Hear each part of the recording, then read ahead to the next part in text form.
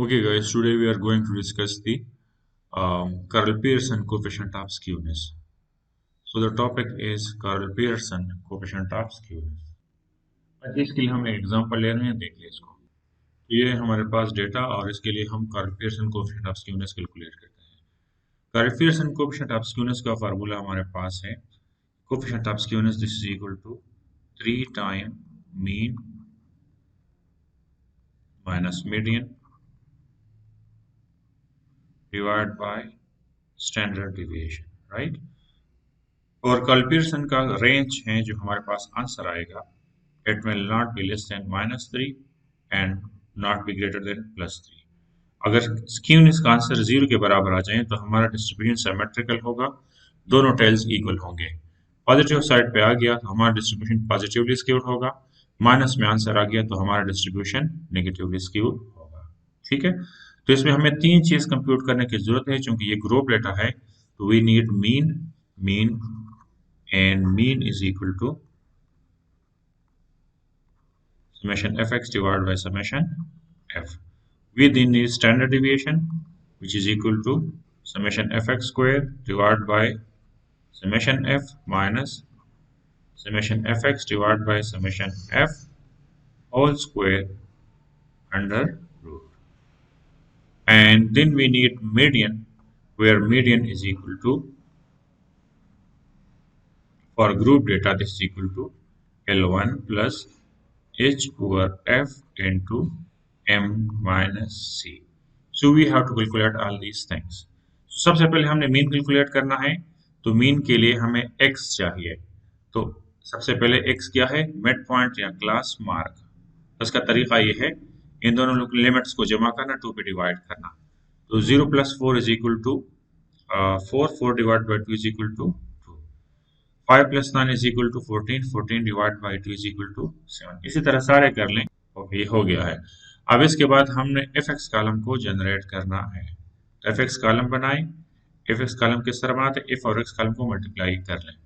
तो 2 multiplied by 2 is equal to 4, और सारे कर लें, ये हो गया।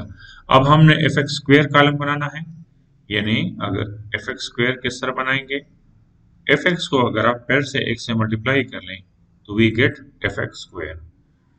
So this is equal to 8, this is equal to 147, और इस तरह सारे कर लें, ये कैलकुलेट हो गया। अब समेशन f, समेशन fx और समेशन fx स्क्वायर को सम करें, सम करेंगे तो हमारे पास आएगा, तो ये कैलकुलेट हो गया है। ये हमारे पास है summation f, this is summation fx and this is summation fx square।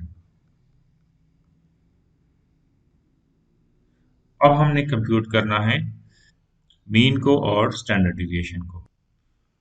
तो mean is equal to summation F X equal to 221 divide by 18, और standard deviation this is equal to 2855 divide by 18 minus 221 divide by 18 whole square and under root. इसकी overall computation से हमारे पास आ रहा है, तो ये हमारे पास आ रहे हैं, mean is equal to 12.27 and standard deviation is equal to 2.7।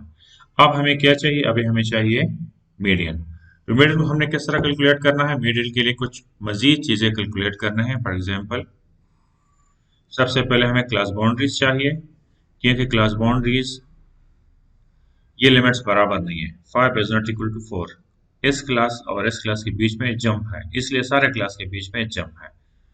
तो इसका तरीका मैं आपको बता चुका हूँ कि CBs यानी क्लास बाउंड्रीज किस तरह बनाते हैं। 5 से 4 को माइनस करें तो यू गेट 1, ठीक है। 1 को 2 पे डिवाइड करें तो यू गेट 0.5। 0.5 इन सब से माइनस करना है और इन सब के साथ प्लस करना है।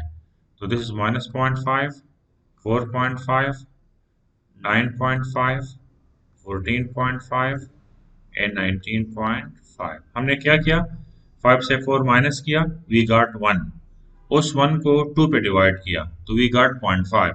0.5 इस सब से मैंने माइनस किया है, अब इस सब के साथ प्लस करेंगे तो ये हमारे पास क्लास बाउंड्रीज बन जाएगी। तो this is equal to 4.5, 9.5, 14.5, 19.5 and 22.5। अब ये कंटिन्यूस सीरीज बन गया है, क्लास बाउंड्रीज बन गई है।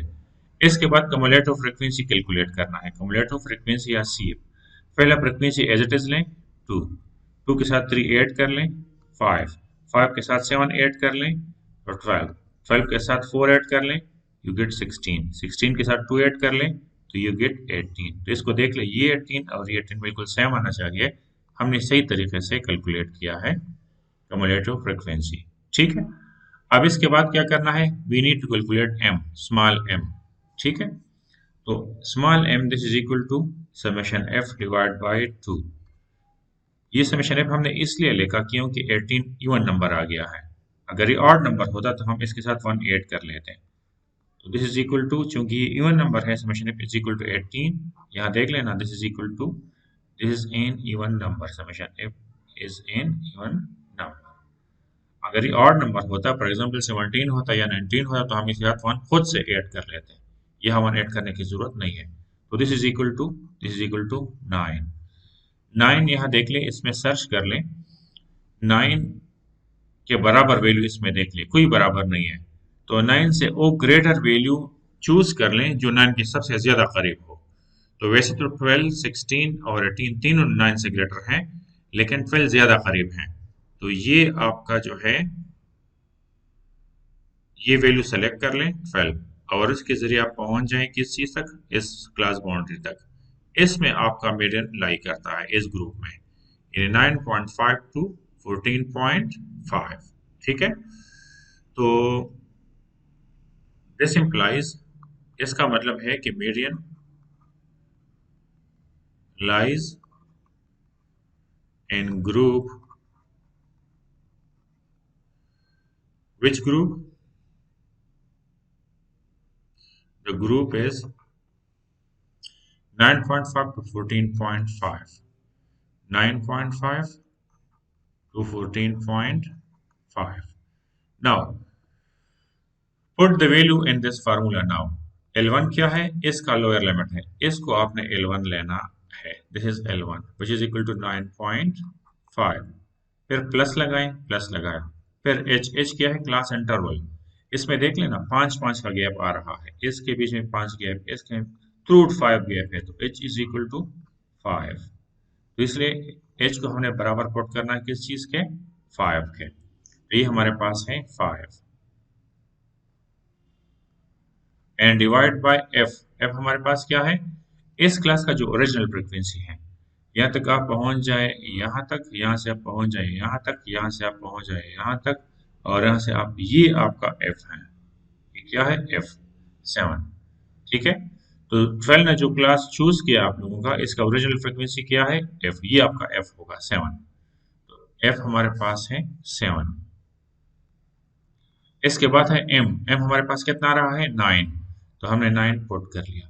सी, देखिए आपने ये वैल्यू सेलेक्ट किया है 12 on the basis of M, तो इससे ऊपर एक सी होता है। अगर आप लोग ये वैल्यू सेलेक्ट कर लेते तो इसका सी ये होता, अगर आप लोग ये वैल्यू सेलेक्ट करते तो आप लोगों का सी ये होता। लेकिन चूंकि आप लोगों ने 12 सेलेक्ट किया है जो 9 के ज्यादा करीब है, इससे ऊपर एक क्या होता है, सी, तो C is equal to 5, this is equal to 5। तो this is equal to 9.5 plus, इससे क्या आता है, 4, 4 आता है। 9 minus 5 is equal to 4, 4 into 5 this is equal to 20, 20 divide by 7। Overall इससे आ रहा है, तो इससे आ रहा है 12.3। तो अब सारी चीजें कैलकुलेट हो गए हैं। अब हमारे पास है, इसको अगर आप इसमें वैल्यू पुट कर लें तो 3 time mean is equal to 12.27 minus median हमारे पास है 12.3, 12.3 and divide by the standard deviation, this is equal to 2.8, right? This is equal to coefficient of skewness, coefficient of skewness, this is equal to 3 time mean हमारे पास है 12.23, this is 2.12 12.3 median and the last one is 2.8. Overall अगर इसको calculate करें तो इसे क्या आता है देख लें। तो दिस इज इक्वल टू 0.42। ठीक है, तो आंसर चूंकि पॉजिटिव आ गया है और 3 से लेस है तो ये हमारे पास डिस्ट्रीब्यूशन इज पॉजिटिवली स्क्यूड। मतलब ये हमने पढ़ा है कि द डिस्ट्रीब्यूशन के दोनों टेल्स हमारे पास इक्वल हैं। ठीक है, ओके। तो ये हमारे पास अगर दोनों टेल्स डिस्ट्रीब्यूशन के इक्वल होते हैं तो ये हमारे पास होता है सिमेट्रिकल। अगर इसका राइट हैंड टेल लॉन्गर हो तो उसको हम कहते हैं पॉजिटिवली स्क्यूड, और इसका लेफ्ट हैंड टेल लॉन्गर हो तो उसको हम कहते हैं negatively skewed distribution. According to theory अगर ये पॉजिटिव आ जाए, दिस इज ग्रेटर देन 0, तो ये सिचुएशन होगा। इस केस में हमारा डिस्ट्रीब्यूशन पॉजिटिवली स्क्यूड है। ठीक है, so this is all about the Carl-Pearson coefficient of skewness. In case if there is any further question, तो आप इसको कमेंट्स में लिख सकते हैं। Thank you.